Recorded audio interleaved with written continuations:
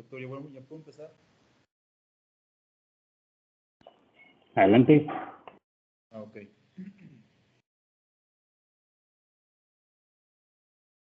Entonces, vamos a continuar con el tema de taponamiento cardíaco.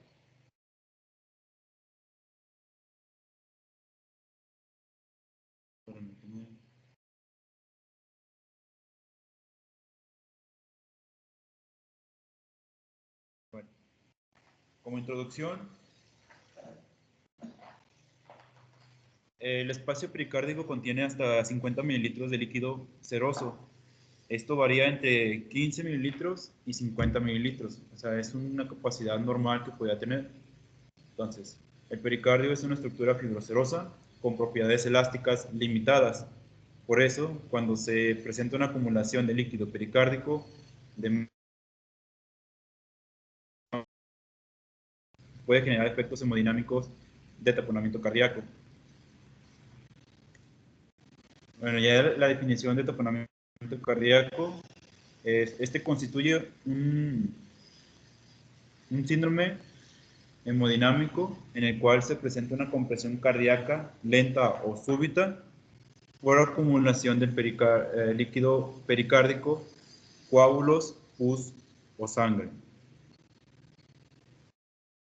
En cuanto a su etiología, las posibles etiologías son muy variadas, o sea, son bastantes. Por ejemplo, les pongo esta tabla del lado derecho de la presentación para que puedan ver todas las posibles causas de taponamiento cardíaco, las cuales son las mismas o similares a las que causan un derrame pericárdico. ¿Por qué? Porque el derrame pericárdico es cuando el volumen de la cavidad pericárdica supera los 50 mililitros. O sea, no importa si hay o no taponamiento cardíaco.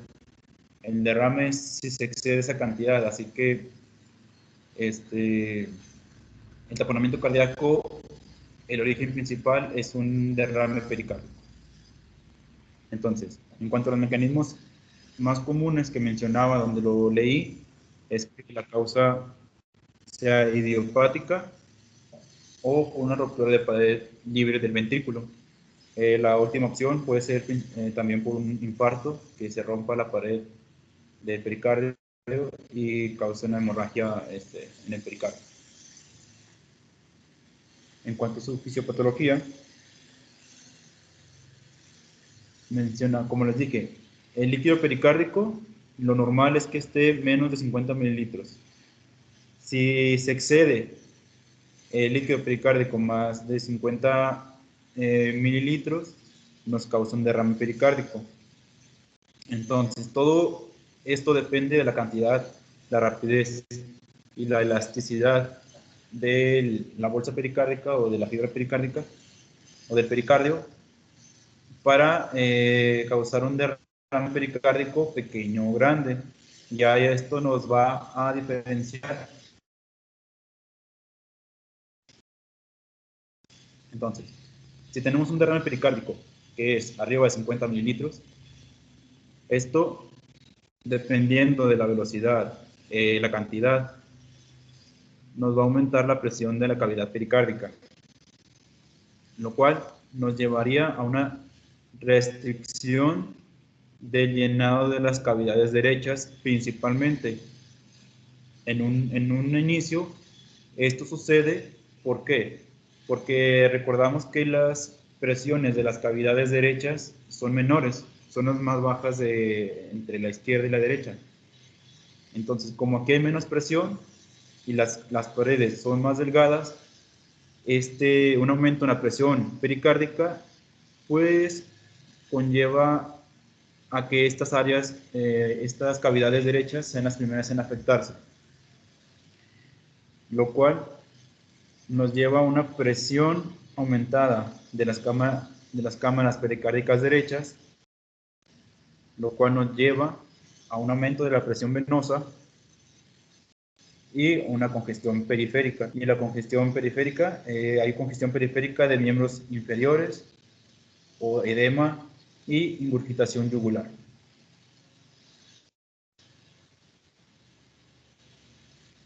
Bueno, las cavidades derechas, principalmente por ser más vulnerables debido a su baja presión, ya si continúa este derrame pericárdico al taponamiento cardíaco, ¿qué nos va a suceder? Pues va a haber bajo gasto debido a la compresión de las cavidades derechas e izquierdas, nos lleva a una hipotensión porque se restringe el volumen cardíaco y aquí ya entran los mecanismos compensatorios, que es una activación del sistema simpático aumentando el cronotropismo cardíaco y hay activación del eje renina-angiotensina-aldosterona reteniendo líquidos para tratar de aumentar la tensión arterial. En cuanto a ¿alguna duda sobre la fisiopatología del taponamiento? Bueno, si es que si no me oyen, díganme porque no sé. Se escucha como extraño, pero no sé si es mi internet o el tuyo, pero si te entiendes bien. Ok, es que nunca he sabido por qué no me escucho en Teams. No, sí te escuchas, pero se escucha así como lluvia, no sé cómo explicarlo, o X. Ok, bueno. Entonces, bueno, ya como finalizar la fisiopatología del taponamiento cardíaco. Entonces, ¿qué hay? Hay un aumento del volumen pericárdico, lo cual nos comprime las cavidades del corazón. Una característica es que se encuentra comprometida toda la diástole, o sea, no deja que se expanda el corazón, o sea, lo exprime, a pocas palabras, lo cual nos lleva a que el retorno venoso al corazón sea limitado o sea deficiente, lo que nos causa una congestión venosa y aumento de la presión venosa, como también afecta las cavidades izquierdas del corazón, pues nos lleva a que haya menos volumen cardíaco o menos gasto cardíaco y nos aumente o nos cause una hipotensión. Entonces, el artículo donde lo saqué nos dividía las manifestaciones clínicas como agudas o subagudas, que la aguda se presentaba en minutos. Aquí muy característico es la triada de Beck y o una coartación aórtica o una disección aórtica, perdón. En el subagudo pasaba en días o semanas y principalmente eran causados por neoplasias, trastorno urémico o que sean idiopáticos. En cuanto a las manifestaciones clínicas del agudo, presentaba el paciente shock, una hipotensión, frialdad distal, cianosis periférica, dolor torácico y disnea. ¿Qué es lo que primero podemos ver? Es una insuficiencia cardíaca de derecha. Entonces, ¿qué vamos a ver? Como les dije también, la triada de Beck. Esto es muy característico, de hecho, pues es la triada para diagnosticar taponamiento cardíaco. ¿Qué es lo que vemos? Vemos tres cosas. Como es una triada, pues son tres cosas. Hay una hipotensión arterial, hay la ingurgitación yugular, como les mencioné, porque como está comprometido la diástole de las cavidades derechas del corazón, y evita el retorno venoso al corazón, así que se aumenta la presión venosa, lo que causa una ingurgitación yugular. Y los ruidos cardíacos están apagados o ahogados, debido a que el líquido pues, es una pésima vía para el sonido, lo cual evita que se escuchen correctamente los latidos cardíacos por auscultación. Entonces, la ingurgitación yugular se ve principalmente afectado, mencionaban que el descenso X, porque el descenso X nos dice hay una disminución de la presión del pulso venoso porque la sangre llega al corazón, pero como esto está bloqueado o disminuido, este descenso el descenso X está afectado, así que casi no hay descenso o está anulado por completo. Y la hipotensión arterial, pues es lo que le dije, ¿no? Como afecta también ventrículos izquierdos, pues no hay suficiente volumen cardíaco, lo cual puede eyectar la sangre para que haya una correcta tensión arterial. Y aquí les puse el pulso paradójico que ya habíamos visto con Karen en la clase pasada, lo cual es característico de esta patología, pero pues no es la única. Aquí como recordatorio, ¿qué es el pulso paradójico? Como definición, es la disminución de la presión arterial en diástole o mayor a 10 milímetros de mercurio en la inspiración. ¿Ok? Aquí la fisiopatología del pulso paradójico es la inspiración, favorece el retorno venoso al corazón o llenado venoso de las cavidades derechas. Entonces, aquí les pongo una imagen, como la inspiración favorece ese llenado y aparte la compresión externa está también acortando o reduciendo las cavidades.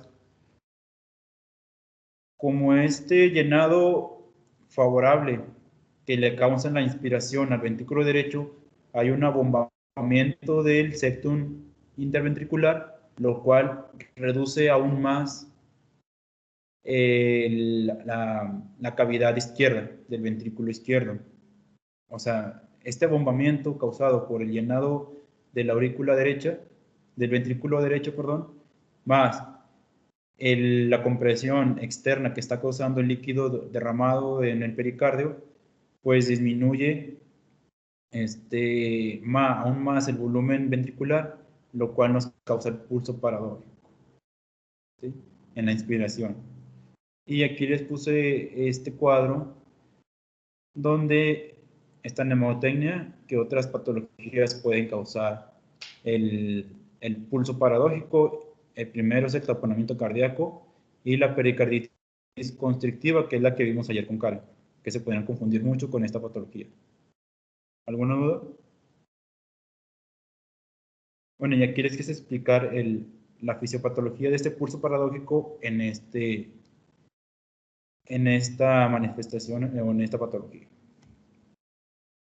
En cuanto a las manifestaciones clínicas subagudas, el paciente, como dependiendo de la cronicidad y de la capacidad del pericardio de adaptarse a estas circunstancias, y también del corazón en adaptarse a las circunstancias que se están presentando,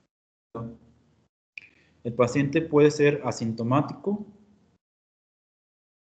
hasta que sea suficientemente elevada el líquido o la presión para ya causar síntomas, o sintomático, que puede presentarse disnea, dolor torácico, edema periférico, fatiga e hipotensión.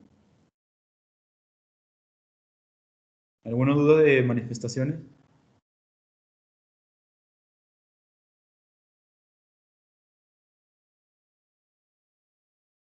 Bueno. En cuanto a la evaluación del paciente, mencionaban 3 pruebas fundamentales para el diagnóstico del paciente con taponamiento cardíaco. El primero era el electrocardiograma, la segunda es una radiografía de tórax y un ecocardiograma.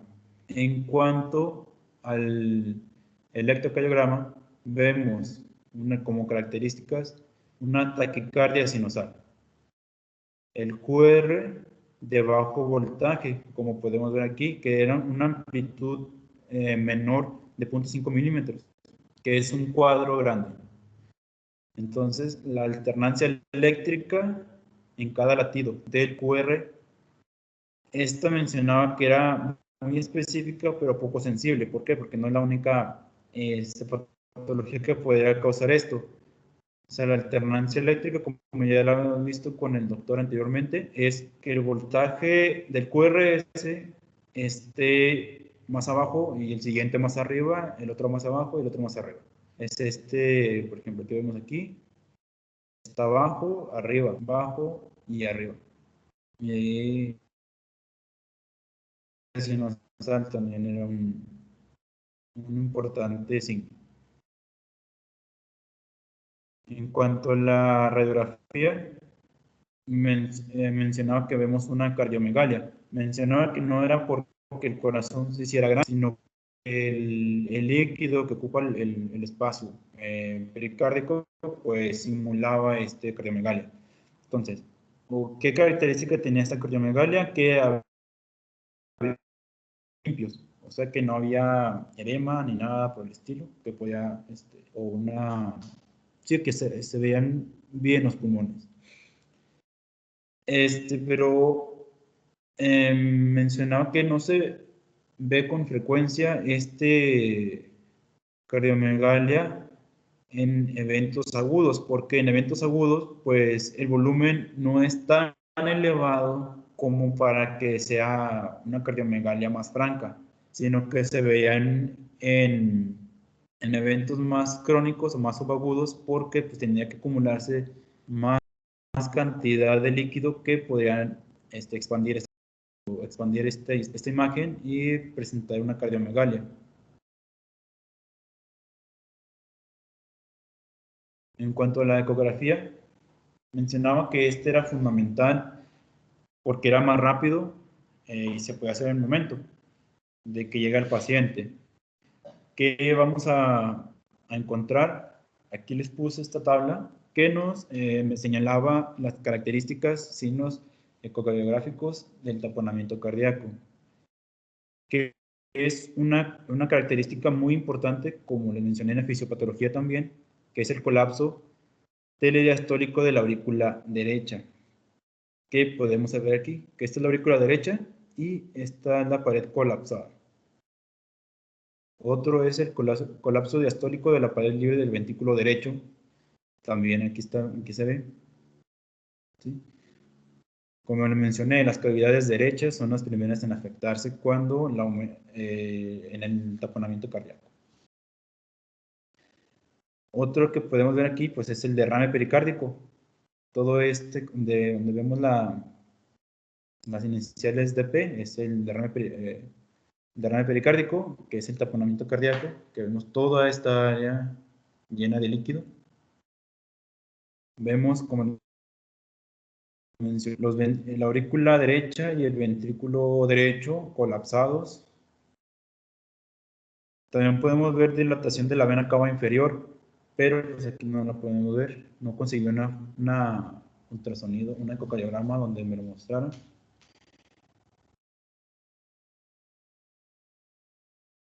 La estación del corazón en el pericardio, que es swinging heart. ¿A qué se refiere con esto? A que como el movimiento como de péndulo, se puede decir, o de swing, que se mueve de un lado para otro. ¿Sí? Como se mueve así libremente porque está lleno de líquido donde está el corazón. Así que mencionaba que esto explicaba la alternancia eléctrica del electrocardiograma, el movimiento del corazón. También era una característica importante. Como les dije, el pulso paradójico, que había, sí les expliqué, que por ejemplo, que el aumento del volumen que hay en la inspiración del ventrículo derecho desplaza el septum ventricular. Al desplazarlo, reducimos el volumen que hay en los lados, en las cavidades izquierdas del corazón. Por eso, aquí incremento en el flujo tricuspidio y hay un descenso del flujo mitral en la inspiración. Y aquí, en este Doppler, ven aquí, en la inspiración, el flujo mitral está disminuido y en la expiración está normal o aumentado. Esta es una característica también ecocardiográfica que nos puede dar el diagnóstico de derrame o taponamiento cardíaco. Por eso, porque todos esos signos característicos que vemos en el ecocardiografía, nos dice o nos da el diagnóstico de que el paciente tiene un taponamiento cardíaco.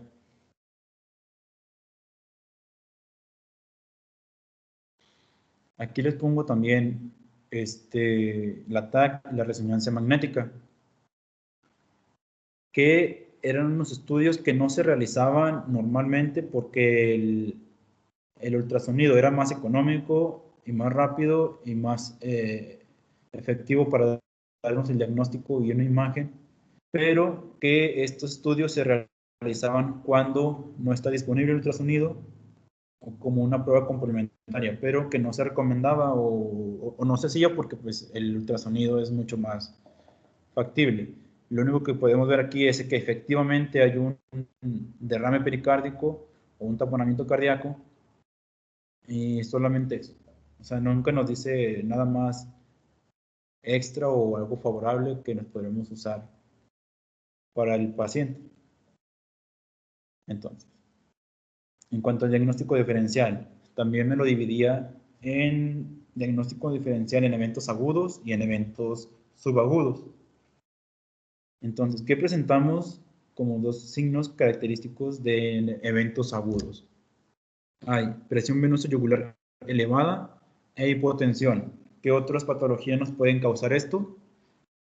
El infarto agudo del miocardio, el tromboembolismo pulmonar y la disección de aorta. Pero ¿cómo podemos diferenciar estos otros diagnósticos del taponamiento cardíaco?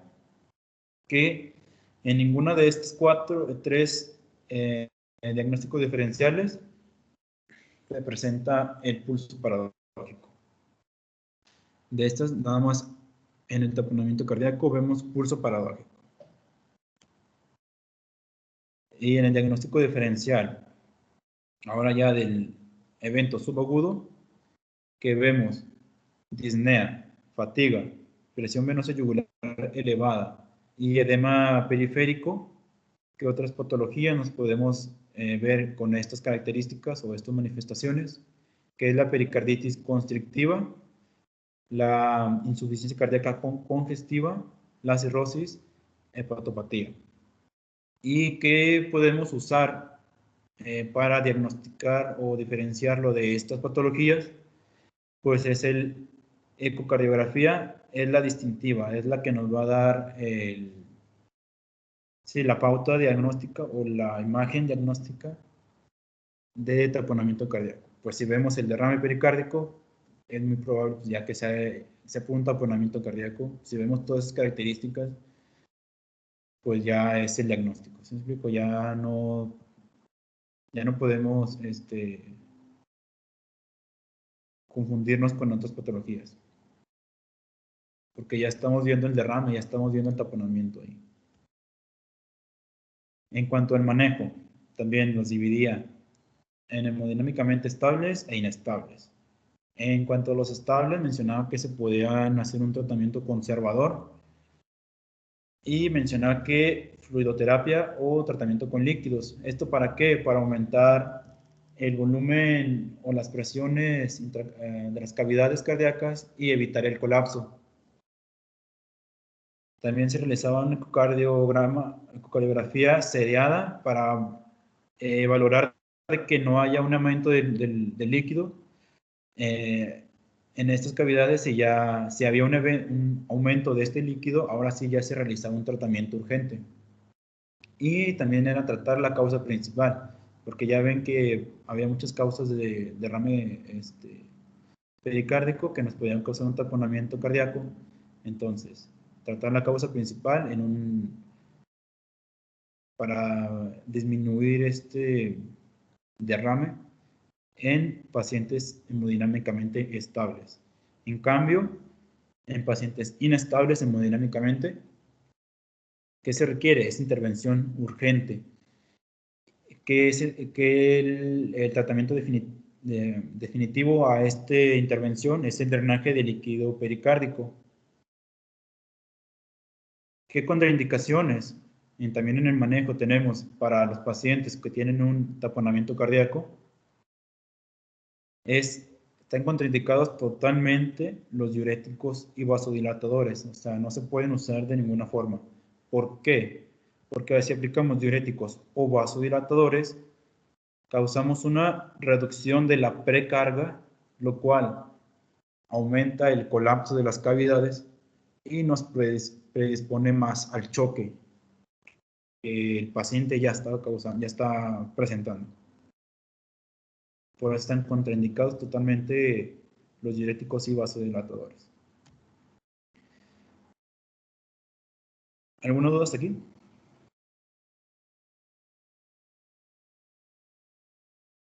No, todo bien. Ok. En cuanto al tratamiento, como les mencioné, el ideal es la extracción de líquido que está comprimiendo el corazón.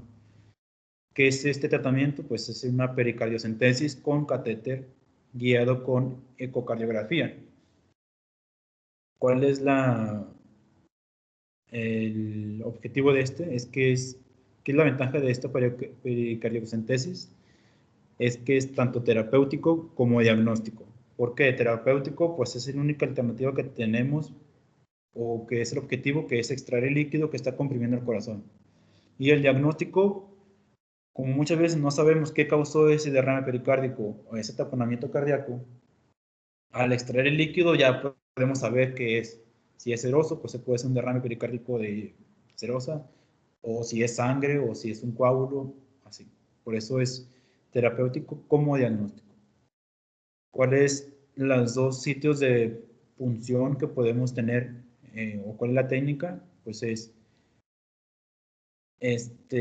subsifoideo, o sea, localizamos la sifoide, subsifoideo, inclinamos, bueno, tenemos que inyectar lidocaína en la zona de punción, ingresamos y hacemos la punción a un ángulo de 30 grados inclinado con la punta hacia el corazón y extraemos hasta que haya retorno del líquido o sangre o la secreción que esté en esa cavidad. Este es subsifoideo y también se puede hacer intercostal. Generalmente se realiza en el quinto espacio intercostal a 2 centímetros de la línea paraesternal. ¿Qué otros tratamientos para extraer el líquido tenemos?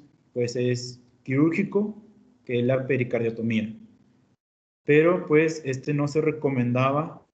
¿Por qué? Porque tienes que sedar al paciente, lo cual al estar sedado el paciente también puedes empeorar su estado.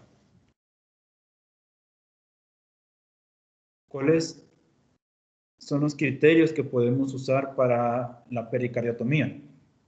Cuando fracasó la pericardiocentesis, o sea que no tuvo buenos resultados, cuando hay recidiva del taponamiento o cuando hay un derrame purulento.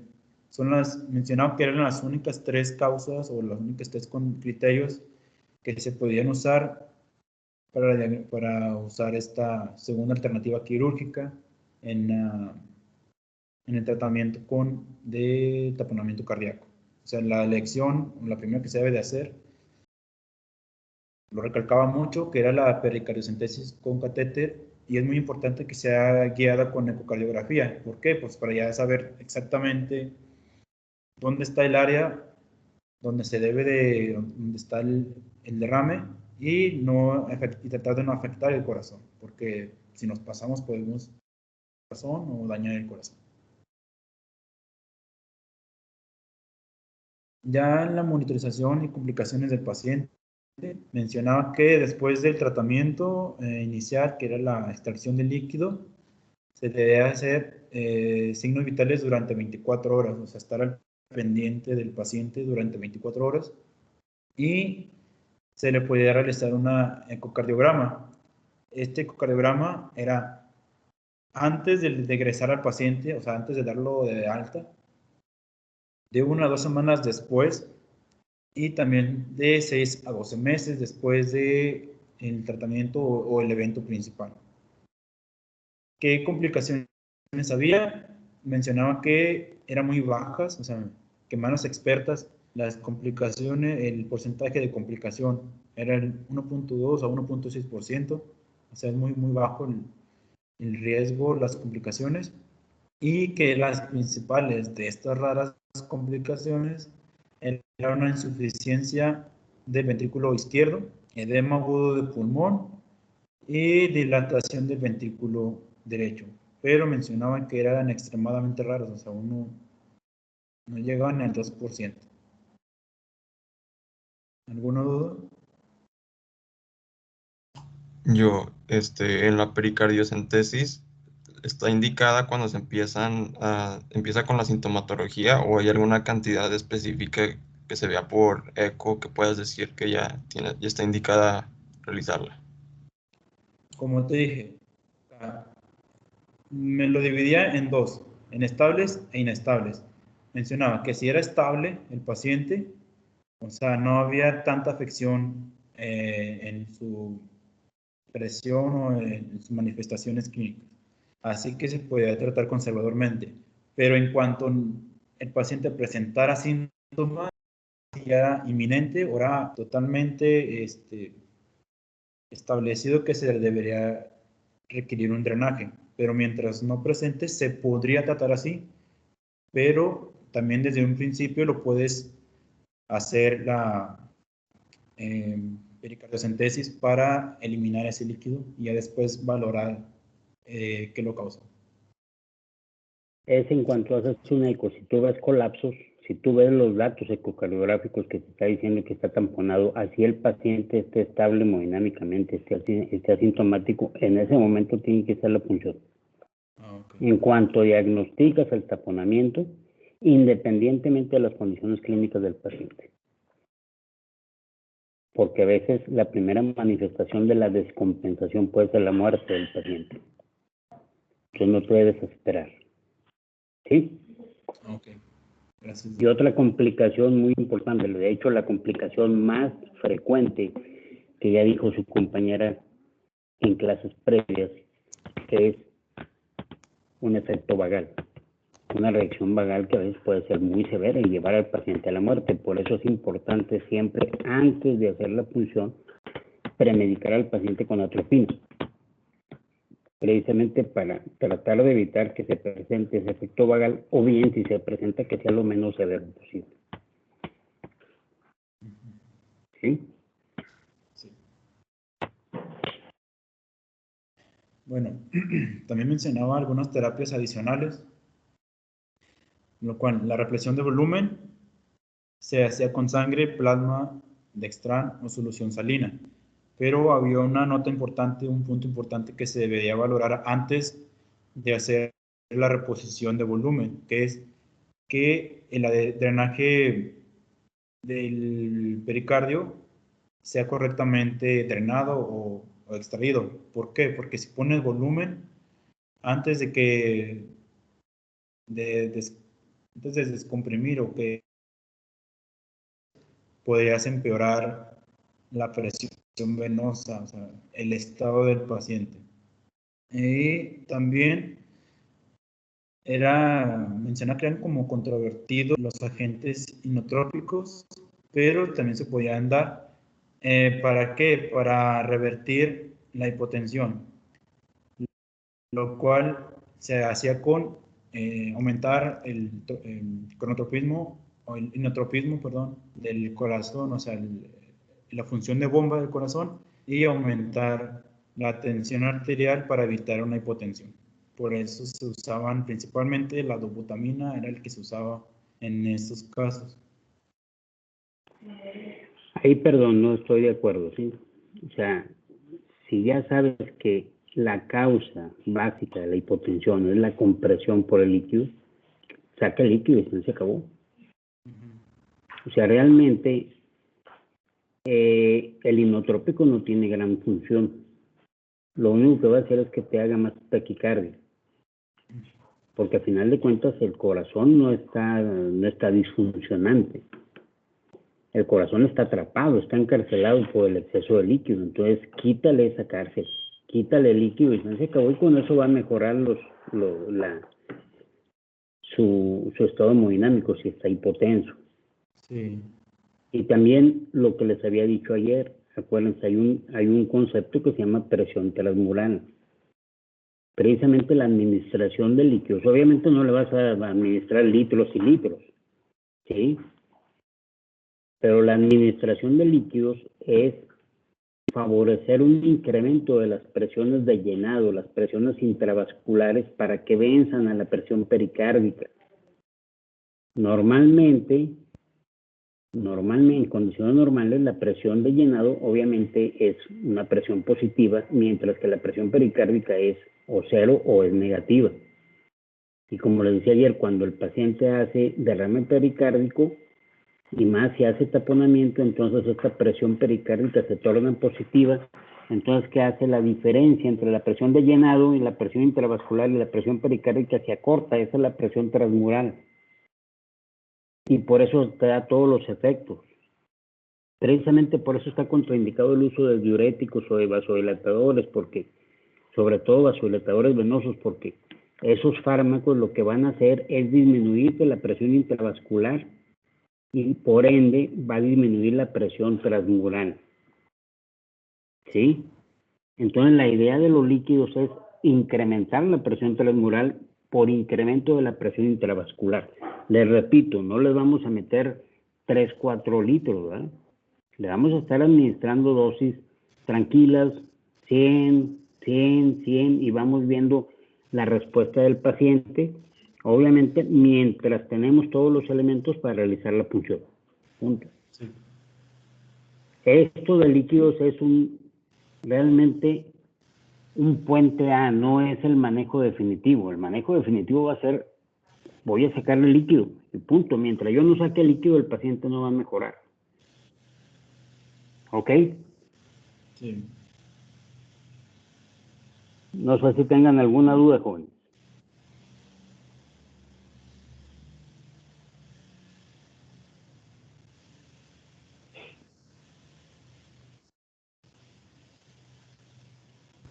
Parece que no. Bueno, ok, pues si no hay preguntas, jóvenes, entonces nos vemos mañana, primero Dios. Sí. Muy bien, doctor, muchas gracias. Muy bien, doctor, hasta Bueno. mañana. Hasta Mañana. mañana. Estén bien. Igualmente. Igualmente, Hasta doctor. mañana.